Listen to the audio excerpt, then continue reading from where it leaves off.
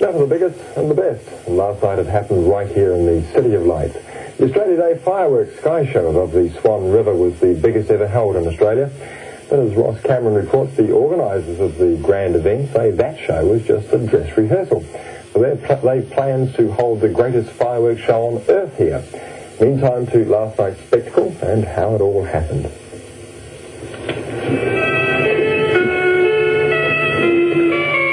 Picture yourself in a boat on a river with tangerine trees. It is our National Day and we want people to be enthusiastic about it. We figured the best way we could do it was put on the Skyshow. It's obviously also very good for the station. It's a good promotional exercise. Sure.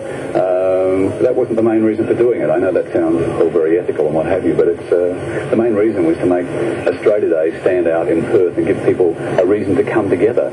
There's no other event that happens in Perth where 150,000 people turn up and they all join in.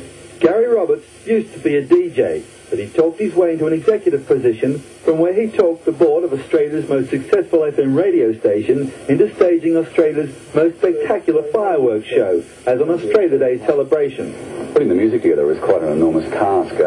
We sat down and went through our entire library trying to find music that we felt would work well with fireworks. Once we decided on a number of tracks, we then contacted Sid Howard and said, we think we've got the music together, we want you to have a listen to it. Sid then designs the fireworks to go with the music. Very complicated process, and it takes a lot of time, but the end result we hope is going to be brilliant.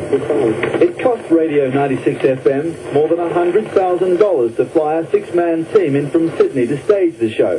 They trucked in a ton of high explosives and the equipment necessary to turn an old Fremantle barge into a launching pad destined to hurl more than 2,000 starburst shells into the air from mortars mostly made from thick cardboard or PVC plastic tubes jammed into sand. In the old days, rockets were used, but they were hand-ignited and dangerous. This is the age of electronic ignition and the star shell. You start off with a sphere. It's in two halves. The halves are joined, and inside there's like pellets. And they're the colours are made up of different chemicals, different salts and potassiums and sulphur and things like that. There's a time fuse from the lift charge here that goes into the centre of the star shell with a delay on that shell of 5 seconds. So when it's lowered into the tube, like so, that lift charge is at the bottom. That's what we call the long fuse and the electric squib. When that charge is let off, it's instantaneous, bang, that'll go up about 500 feet.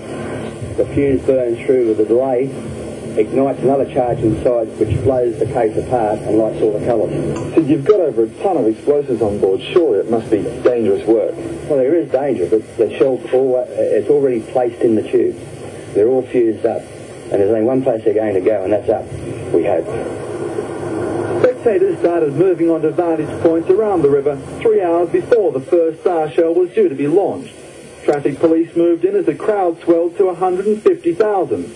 The Army's 7th Field Battery primed 5 of its guns mounted down a Barrack Street jetty, and the bell ringers at St George's Cathedral tuned into 96 FM in preparation for their role in the grand finale of the big show.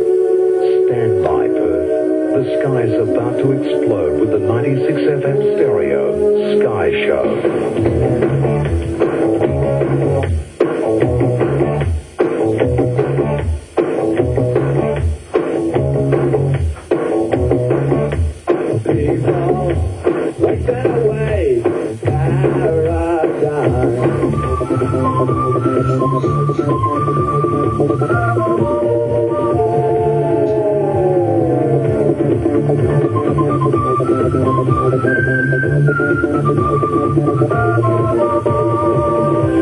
I think we live in a lucky country. I don't think there's any doubt about that. I've been overseas numerous times. I keep coming back to Australia and thinking how lucky we are, especially here in Perth.